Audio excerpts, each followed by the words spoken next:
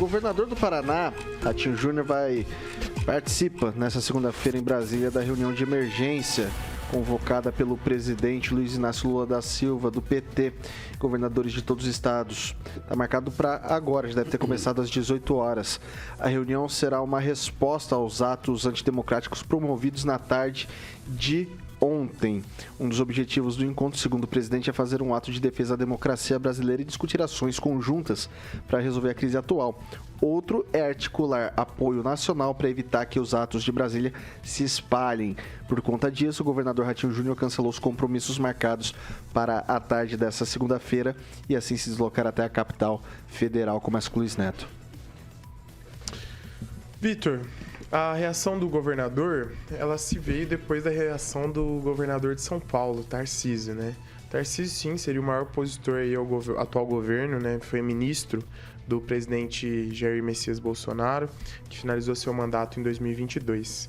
A gente entende que as situações políticas, elas vão se organizando de acordo com os grupos, né? O Ratinho, ele tem um interesse em disputar a presidência da República, esse é o último mandato dele enquanto governador, e ele quer pegar uma eleitora importante, que esse espólio que vai ficar, um pouco do eleitor conservador, mas o eleitor de centro, a grande maioria das pessoas são de centro, né? E para isso ele está fazendo as articulações necessárias. Acredito eu que ele iria participar desses atos, mas preferiu esperar algumas lideranças importantes confirmarem antes, como por exemplo o governador Tarcísio. O governador confirmou, Ratinho Júnior logo em seguida confirmou presença nessa importante reunião.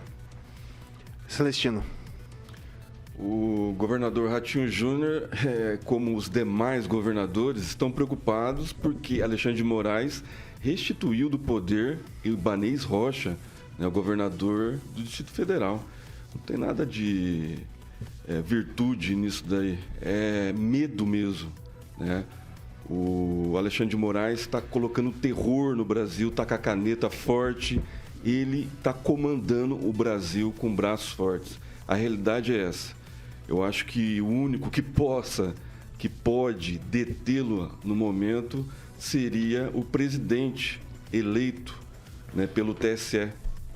Mas eu vejo que eles estão todos unidos para derrubar a direita, principalmente o ex-presidente, deixá-lo inelegível, né, no discurso do Lula ontem ficou bem claro, culpando o presidente Bolsonaro, presidente lá em Miami, na Flórida, né, com problemas da facada de 2018, inclusive foi internado hoje, mas a culpa sempre será do presidente para tirar ele de cena, né?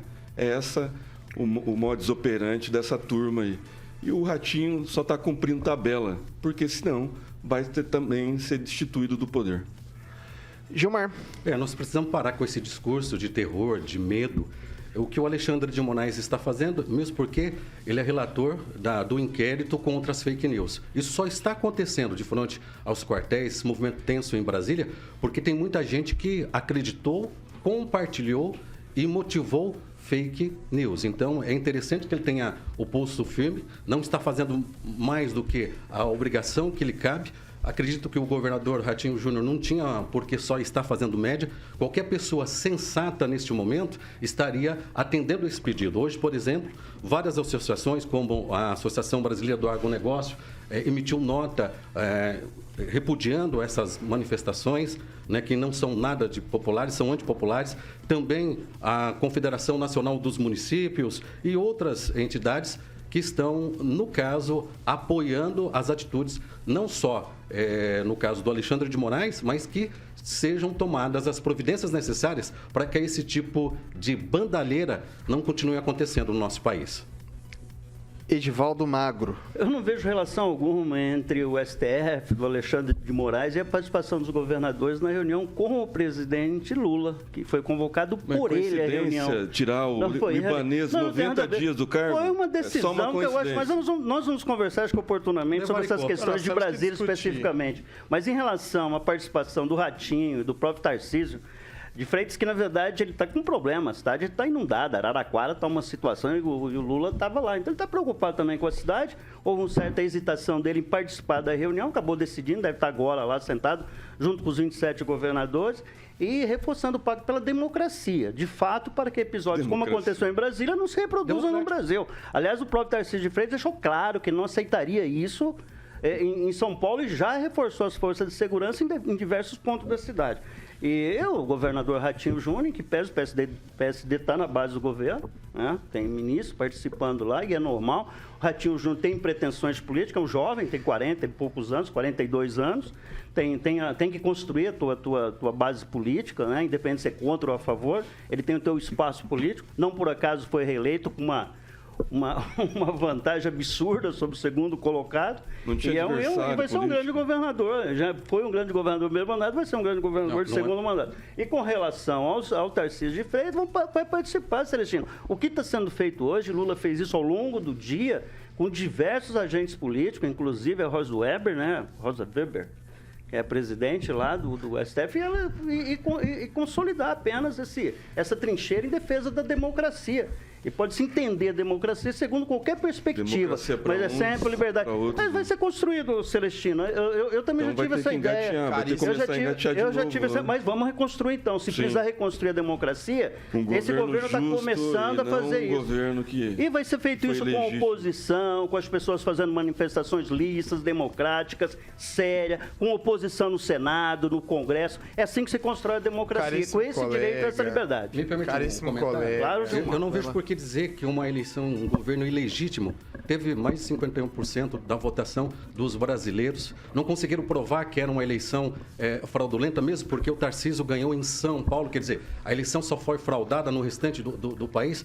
Quantos opositores ao atual presidente foram eleitos pela urna eletrônica? Esse papo de dizer que houve fraude é simplesmente para tentar, de uma forma antidemocrática, não dar legitimidade para o governo que aí está. Vai lá, Luiz Neto, depois Celestino, para encerrar. Caríssimos colegas, eu acredito que a gente não pode colocar tudo na mesma panela e colocar as decisões tomadas pelo TSE, pelo ministro Alexandre de Moraes, com a questão da eleição do atual presidente Lula e entre outras questões que interferem na política do nosso país. Eu acredito que algumas decisões tomadas pelo ministro Alexandre de Moraes são questionadas sim, são tomadas à torta direita, sem direito à ampla defesa. Eu vou dar um exemplo disso.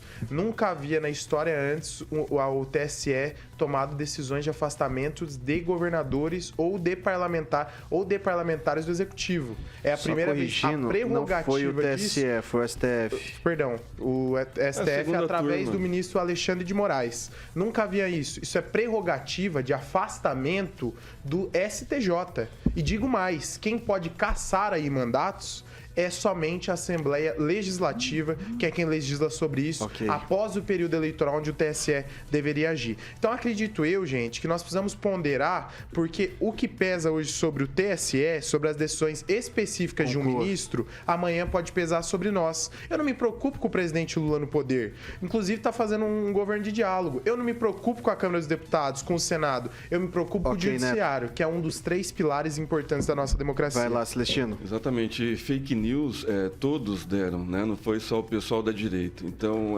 imputar isso à direita e o decreto, né? Que é um decreto do ministro Alexandre de Moraes, que desde 2019 continua prendendo pessoas da direita, né? Inclusive deputado federal.